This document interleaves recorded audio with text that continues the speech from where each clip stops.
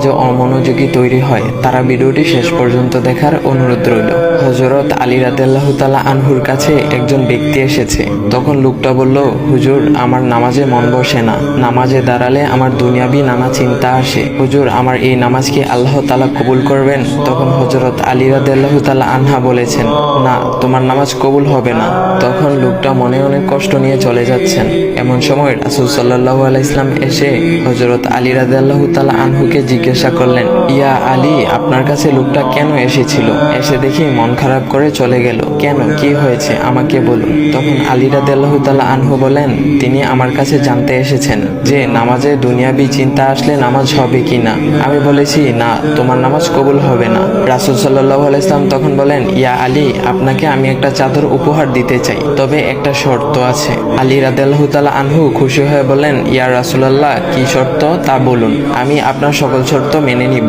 বুঝতেই তো পারছেন রাসূল সাল্লাল্লাহু আলাইহি ওয়াসাল্লামের চাদর বলে কথা। তখন রাসূল সাল্লাল্লাহু আলাইহি ওয়াসাল্লাম বললেন, ইয়া আলী, আপনি যদি এই মুহূর্তে 2 রাকাত নামাজ একনিষ্ঠভাবে পড়তে পারেন দুনিয়াবি সকল চিন্তা দূর করে, তাহলে আমি আপনাকে সেই চাদরটি উপহার দেব।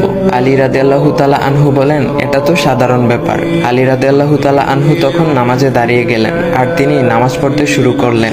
এমন সময় তার মনের মধ্যে শুধু ভাবনা চিন্তা আসতে শুরু করলো, আচ্ছা, আমাকে যে রাসূল সাল্লাল্লাহু আলাইহি ওয়াসাল্লাম যে চাদরটা দিবেন সেটা কি ফাতিমার চাদর নাকি রাসূল সাল্লাল্লাহু আলাইহি ওয়াসাল্লামের? আচ্ছা, চাদরখানা দেখতে কেমন হবে?